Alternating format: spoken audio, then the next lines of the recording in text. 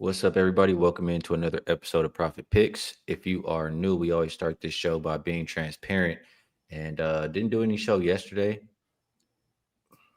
Things have been going well though. WNBA playoffs. I think I've hit 10 out of 12, so we'll try to keep that going here today. Tennis has Beijing has been a disaster for me, so I got to clean up the tennis. Um, what else do I have to recap? NFL was profitable. My best bet on the Lions was a winner. Um, Not too much else going on, Rob Veno. So I have been making a little bit of money lately. We do have MLB playoffs here now. How's everything for you?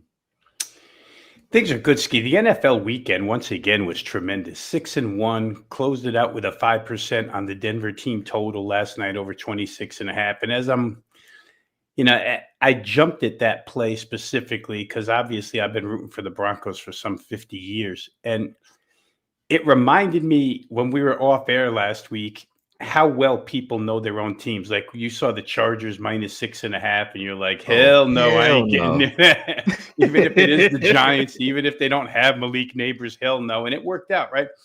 And for me, with the Broncos, ever since Bo Nix became quarterback with Sean Payton, it's their offense bullies bad defenses, which Cincinnati fits the category, and then they get stoned by every good defense in the league. They beat the bad ones and they can't do anything against the good ones. Last night, just another case. I think Bo Nix had 353 yards passing against a sorry Cincinnati defense. And now they'll play Philadelphia this week, and they'll probably go back to scoring 13 points because they just can't play offense against good teams. But it did remind me how well, if you follow a team, how well you know it. And NFL, just to get back to that point, 18-5 the last 3 weeks. Absolutely Nice. been good for us. So we'll get to the WNBA here because I know this is a WNBA show, and we'll see if we can make a little extra tonight. It's a money show. We'll talk about whatever is going to put some money in our Yeah. pockets, Rob. Let's do Whatever. it.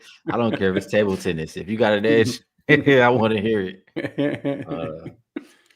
But one thing I'll mention too before you started, going forward with the Chargers, I'm not betting on them laying anything. I mean, I already don't want to bet on them laying points, but I'm nervous. No Joe Alt, like Joe Alt, for anybody who doesn't know, that's like Tom Brady of the offensive line. Like he allows literally no pressure, like zero pressures. You can't replace that guy. And they're already down Rashawn Slater from the preseason. I'm worried about the offensive line for the Chargers. I'm not looking. I'm not. You won't be seeing my money on them in the near future. I'll tell you that. They're gonna have to show me, Rob Veno. All right. Let's see a couple comments. Shout out to Duffel Cole, says longtime listener, first time caller. Appreciate you tapping in. We got Mark B Man in the chat. Casey listening as well. Casey says WNBA, CFL, cricket. We only want the moolah. Don't care how we get it. And this, Mark says, just watch Fee's W interview. Wow. Yeah. Hey, they're lighting Kathy and they're lighting them up over there in the W. Shell Reeve, Becky Hammond, Stephanie White, Nafisa. She pretty much did you see it, Robino, or no? I have not seen the interview. I saw Cheryl Reeve get fined for her comments, but heat of the moment, and she's probably right. So to sum it up, she said pretty much like we got the best league in the world. It was something else, the best something else in the world. We have the absolute worst leadership in the world. So she's throwing some shots over there. People are not happy. They want some change in the W. So if you're into the W, which if you watch the show, you probably are, you may want to check out that interview. But let's see how we can get paid today. We do have one game, and it's a big one. WNBA Game 5 in the semifinals, at least, and before is equivalent to an NBA Game 7. And for this one, it opened aces -7. I'm seeing pretty much 8 everywhere. There's 8.5 still out there, 7.5 at a couple shops, depending what you like. Make sure you line shop. Total open 157.5. I'm looking, we'll call 158 the current consensus. As far as an injury report, we know everybody who's been out for Indiana. Damiris Dantes out again. For the Aces, they look to be healthy. So Rob Veno, in that last game, I mean, speaking of interviews, Asia, I mean, she let it be known. She says, you know, quote, she or not all the way quoted, but pretty much what she said was Aaliyah Boston is always saying Asia has a special whistle. She said Aaliyah shot 13 free throws tonight. And I mean, that goes back to, I mean, we talked about it, Rob Veno. Yes. Yes. The Fever all season long. They get that good home cooking. Like they got more than 5 players on the court in those Fever games. Um, and we saw it once again. They shot what 34 free throws compared to the Aces 11. Um, that's a big part of how they win that game. Now, in saying that, Vino, I guess before I break it down too much, I want to ask you: is that just mostly home cooking? Is that are the Fever doing something to allow themselves to get to the free throw line more efficiently? If I have to think about it, I would say maybe it's Aaliyah Boston just being extremely physical. That's how they're doing it. But what's your thought on that? Well, in the series overall, Ski, it didn't show up until that last game, right? Indiana, for what it's worth, is plus 26 in free throw attempts for the series. They were plus 23 in that game. You just mentioned it, 34-11. So it was only a plus 3 advantage through 3 games. And I think we noted here on the show that because of their, depth shy rotation, I had noticed that they had gone to more physical style play inside. It seemed to me like Aaliyah Boston was getting tougher the series before that got him through. So I don't expect any plus 23 free throw differential as far as attempts goes in this particular game, especially when, the other side makes it known, hey, they got a little more favorable whistle than we did. And in this case, a lot more. Can't take anything away from Indiana. The fact that they're here, Ski, in a game 5 in the semifinals is ridiculous, to tell you the truth.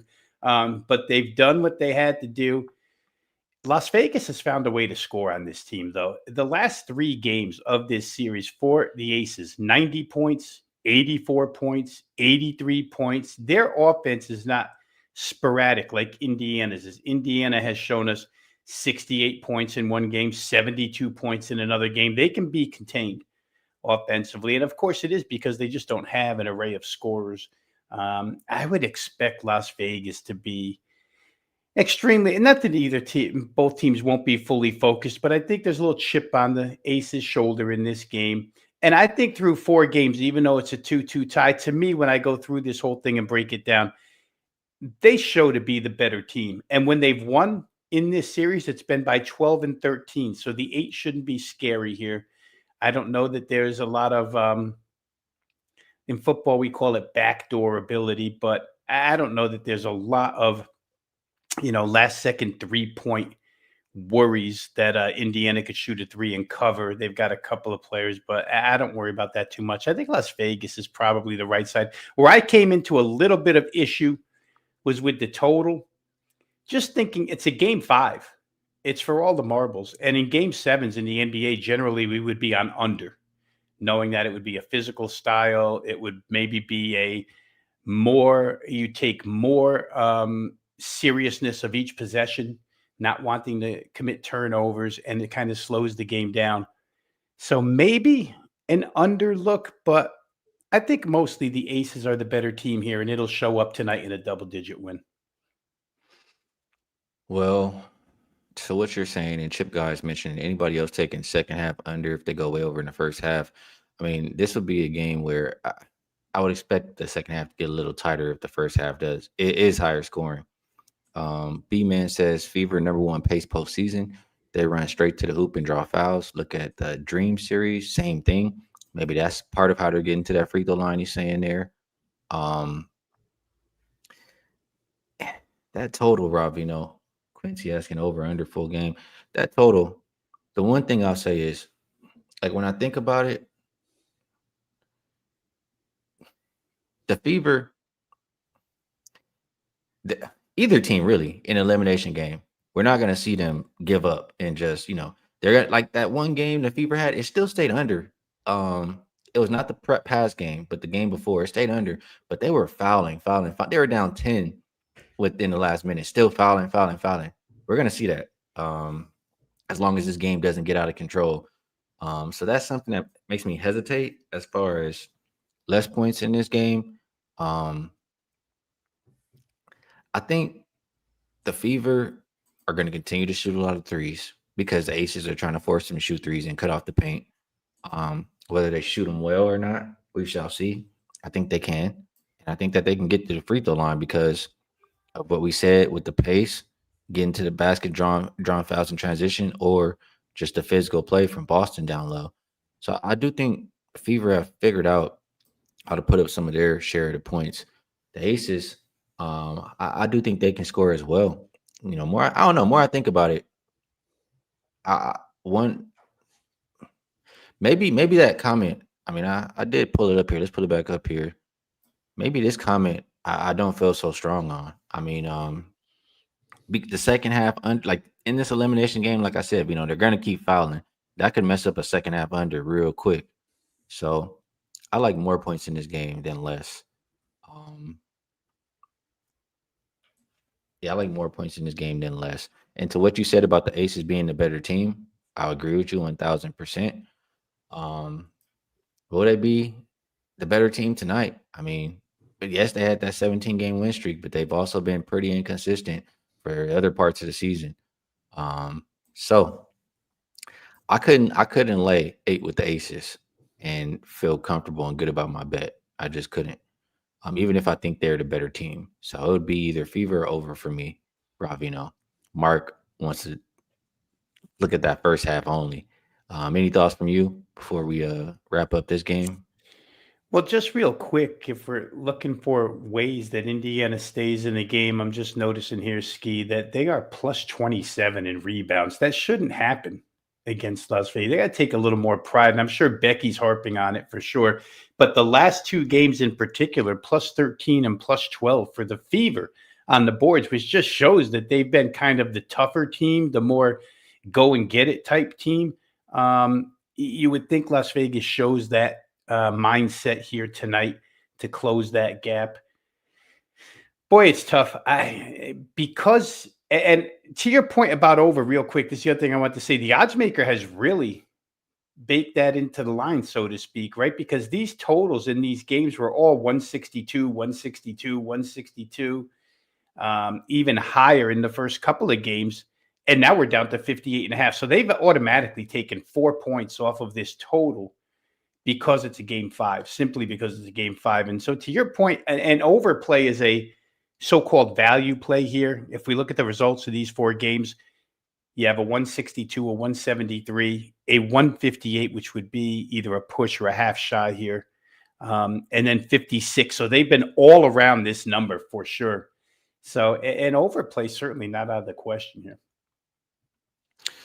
All right, I think we did a good job on that game. We're not gonna get too far into it, but we do have 3 MLB playoffs coming up. I'm not gonna go super deep. I'll just throw out initial thoughts because I'm not one who was betting the entire MLB regular season. I'm doing a little bit of catch up and betting on some of these numbers and what I'm thinking right now currently. So MLB playoffs. Oops. Yeah. Okay. There we go. So Padres and Cubs. That's probably my least strong opinion. I'm gonna just throw them all out there at once, and then you can come back and let me know before we get out of here. Um, I don't know how long I can trust Boyd. I do trust Pavetta. I trust the bullpen for the Padres. I think I might be able to trust Boyd early. Maybe like this. This could be the one where it's no runs early and Boyd starts to give it up later. That's my initial thought, but I don't have anything strong on that game. I haven't played yet. I'm gonna try to look up some stuff when I get off of here. Other than that, Freed, I want to try to bet on him first 5. I don't want to deal with that Yankees bullpen. And you know what? The Boston bullpen, I don't want to deal with either. I'm thinking maybe a first 5 under there, or maybe a first 5 Yankees. And for the last game, Hunter Green, home road splits are pretty bad. Blake Snell, I think his last few starts were pretty good, if I'm not mistaken. So I didn't watch baseball all season, but I did follow my hometown Dodgers a little bit. So I want to bet on the Dodgers some way, shape, or form. Maybe just fade Hunter Green early. Any thoughts on MLB playoffs today, Rob? Yeah, real quick. I was going to bet the Padres, and let me just preface this by telling everybody watching and that will watch, like you, I did not bet Major League Baseball, I would say, after the second week of the season. I played a little early and then just stopped, focused on the W, focused on the NBA playoffs, and then some Canadian Football League stuff. So for me, it was a weekend worth of catch up. I was going to play San Diego, but then I ran into Michael Boyd's home numbers at Wrigley Field, and it stopped me dead in my tracks. Matt Boyd, excuse me, Matt Boyd at Matt Boyd in Wrigley Field this year, 12-1 with a 2.51 ERA, 79 Ks, only 14 walks. So you were talking about home road splits for somebody prior to this. These home road splits are legit. So he's got a little playoff experience from pitching prior. His playoff numbers were like 0.77 ERA. So I didn't play Pavetta, but I'm with you on the fact that if you're going to play the Padres, you want to play full game because there is a discrepancy. This is the largest discrepancy between bullpens in these opening four series. The Cubs bullpen is horrendous, and the Padres bullpen is lights out. So maybe if you're going to play San Diego, you play them full game. If you're going to play the Cubs, you might want to get on Boyd and then get out. Yankees and Red Sox. Again, Crochet is an underdog, and we know Crochet is one of the five best pitchers in the American League. Not that Max Fried isn't, but if you want to just take a price plus price, you probably want to play Crochet. They are missing a couple guys, and well, they're not missing a couple. They're missing one, Roman Anthony, and Alex Bregman, I think, is sick, but he's still going to play tonight. Stayed off of that. And then, of course, I, too, am a Dodger fan. Would love to be on Blake Snell in some way, shape, or form. For what it's worth, the Dodgers starting pitching the last 3 weeks of the season was, incredible. The numbers that starting rotation put up. The bullpen failed them in many instances. But the difference between the playoffs is you really don't have to use your relievers as relievers. The Dodgers have 7 starters. And you're gonna see Clayton Kershaw out of the pen. You're gonna see a lot of starting pitchers from the pen. They got Roy Sasaki back, and he looked good as well. So I think the Dodgers, the worries about the bullpen are lessened for me because they'll use starters out of the pen. Fair enough. I like this play from Mark in the chat. This is a straight fade of 100 green, like how I'm thinking of playing right there. First 5 team total for the Dodgers. I like that play right there. All right, I think we did a good enough job here today, Rob Veno, and my computer is dying anyway. So we're gonna move it on over to best bets. I don't have anything to put up. Oh, actually, we're still doing Weekend Warrior, right? So Yes. we can go ahead and put that up there. Just remind everybody if you want to be involved with every football play for the weekend. And Rob Veno just told you he's been killing it the past 3 weeks. You can get every football release for only $49. So on that note, Vino, I'll pass it back to you. And maybe if you want to put some numbers again to, how much you're killing it in football. And also if you have a best bet for the show or anything else you'd like to promote, we'd love to hear it. Real quick, just the numbers are off of the NFL the last 3 weeks, 18-5. 20-5 would be 80%. So I'm going to guess that's about 77, 78% off the top of my head. But it's been great. It was 6-1 this weekend, had a couple of 4% wins, the 5% win last night. So 5%, by the way, this year, 4-0 so far in any form of football, college or pro. So it's been good. Best bet. And again, we hate to do this. We hate to leave it dry in this area, but it just, I don't have a real good feel. Not enough to recommend as a best bet on the Las Vegas, Indiana game 5. You guys heard my thoughts on it. I do think Las Vegas is the better team. And if they win, it'll probably be by more than 8, but I'm not, I don't have any real conviction on that game. So I'm going to let best bets go because I didn't play any of the nighttime baseball, and we'll get back with it. I don't know. When do we come back? Skee, we come back on Friday, I guess, or Thursday night football.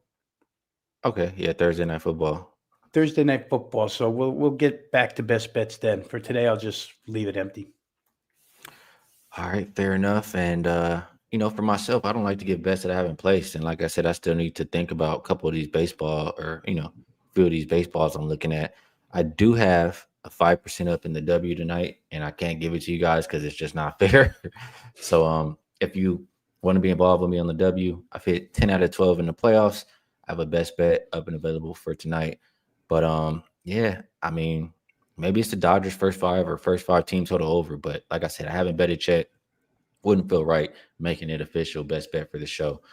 Um, yeah. Oh, Vino, how do we forget? It is $5 Tuesday too, right? So uh, Oh, you got forgot all something up for about that. $5 Tuesday? I do, as a matter of fact. Well, no, it's already gone, guys. So you know what though? Remember last week we talked about this, Ski. We're now allowed to put two $5 plays up. We can put an advanced football play up, and I actually am in the middle of the write-up. So you will find a college football play for $5. It'll only be available till midnight Pacific time because that's when we're mandated to take these down. But yes, I did have a Tiger first 5 inning play as the original $5 Tuesday bet. And now I will put a college football play up so you can still get that from me. All right, good stuff. We'll wrap it up here. I do have an NFL top play up as well for $5 Tuesday, and I'm 3-0 so far this season on those.